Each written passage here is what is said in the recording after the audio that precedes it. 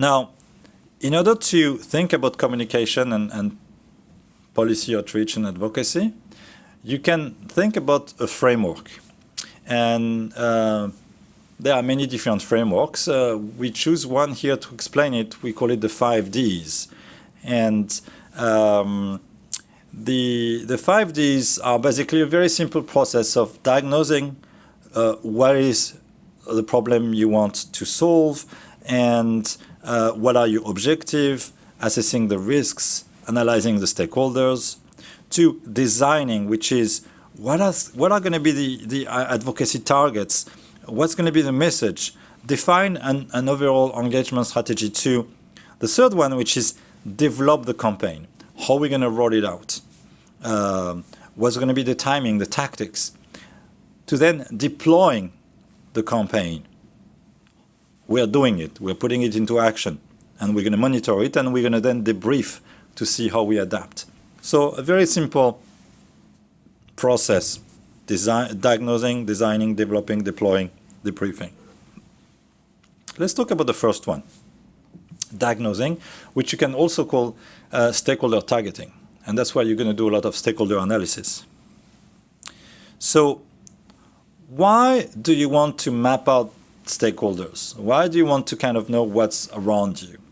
Well, you do because you need to consider all the different kind of groups that are in that context where you perform this task of trying to convince people about a particular project or a particular reform.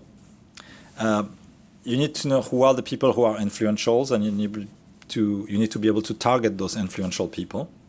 You also need to appeal to the base supporters, the people who are there, might not have a high degree of influence, but they are very strongly supporting of this idea.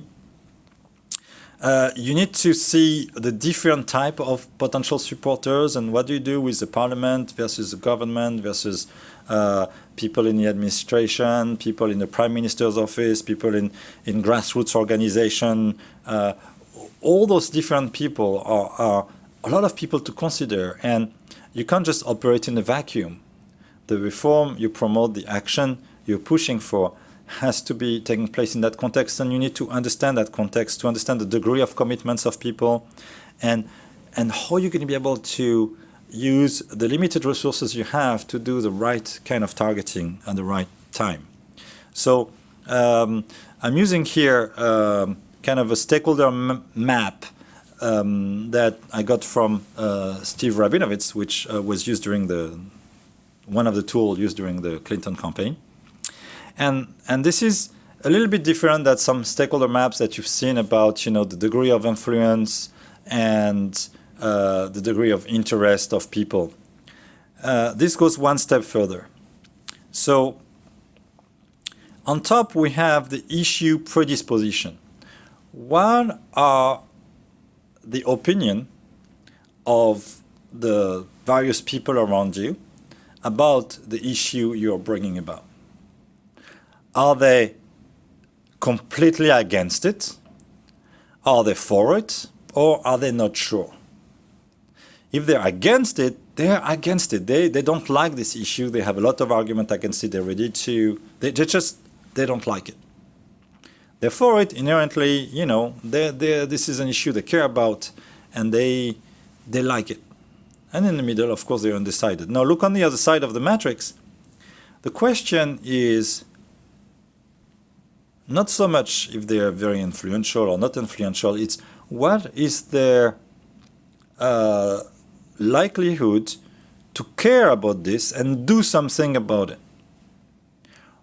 If they're a voter, what is their likelihood to actually go and vote for it? You can have someone who is, for instance, in America, a Democrat, but has never voted in an election, but is a very strongly good proponent of the Democrat camp, for instance.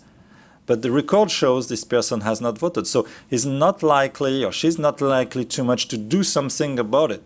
So you, in a way, is there a need to actually target that person?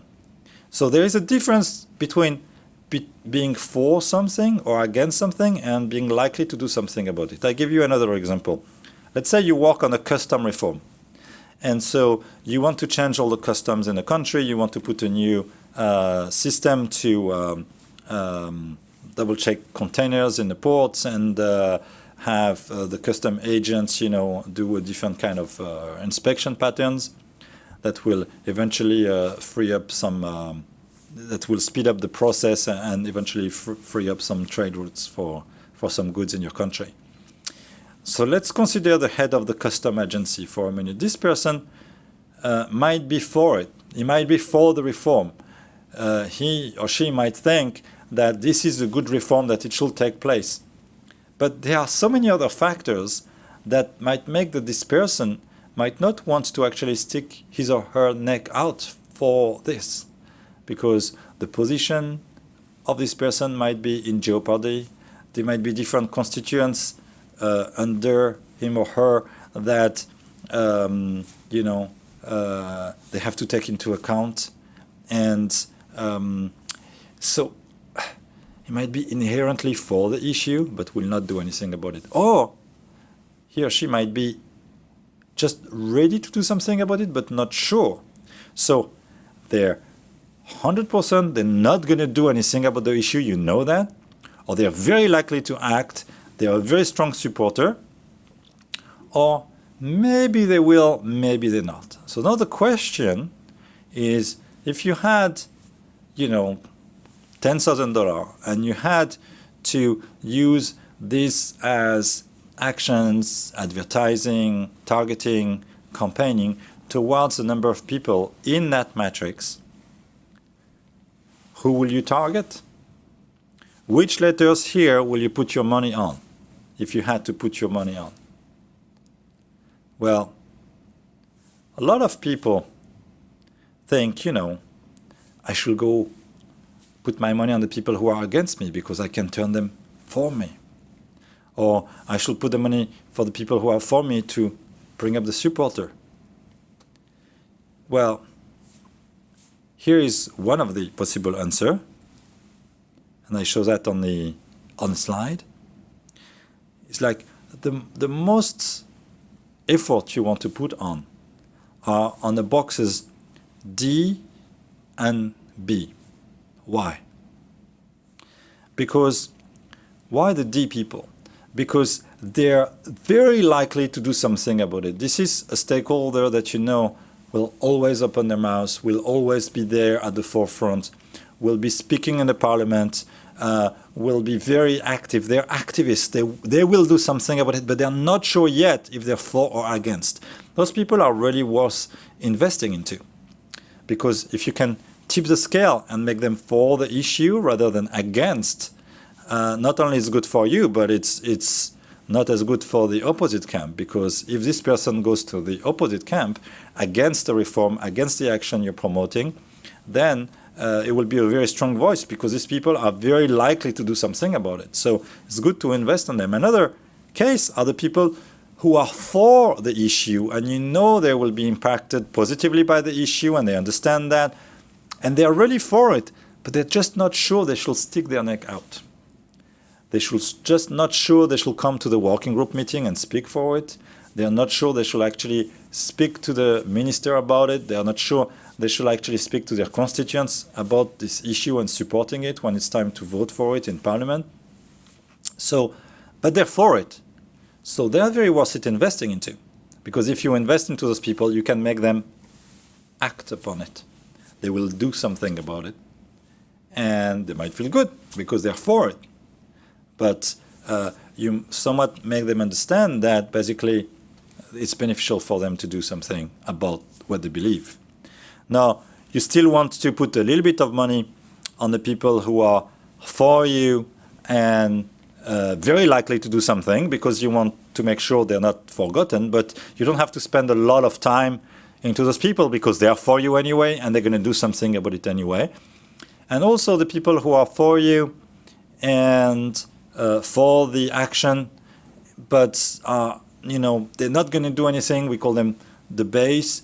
You still need to do a little bit of communication to those people for them to understand what's happening. Now, why don't you do anything about the people who are against you? That doesn't mean that you ignore them. It means that you're not going to spend so much time convincing them otherwise, because they're against you inherently. So why try to lose your time convince someone who is just dead against you?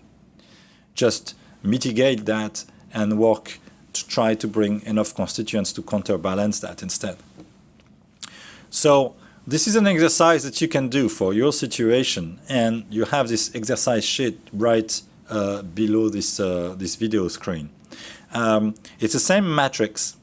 So what you should do is select one reform in a country where you are or in a sector that you operate, and take this one reform, and then discuss in your head, or if you're watching this video with someone else, together the situation about this reform. What is this reform all about? What it's about, what it wants to do, who are the people who are involved, and then try to take all the individuals that you can think of and put them on that matrix. And that just doesn't mean like, okay, the Chamber of Commerce is here, and this business association is here, and the Ministry of Trade is there, and the Ministry of Agriculture is here, but try to go deeper.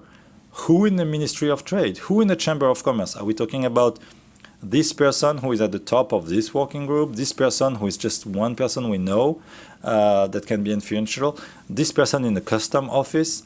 Try to be as precise as you can while you do this exercise, and try to make a list of all the stakeholders, and then try to locate them inside that matrix, and you'll see who is will do something about this but is undecided as to be pro or against, and who is really for this project that you're working on but is not sure they're going to actually act upon. And we're going to try to think about what we can say to those people to convince them. So try to take a few minutes. You can pause the video and do this exercise.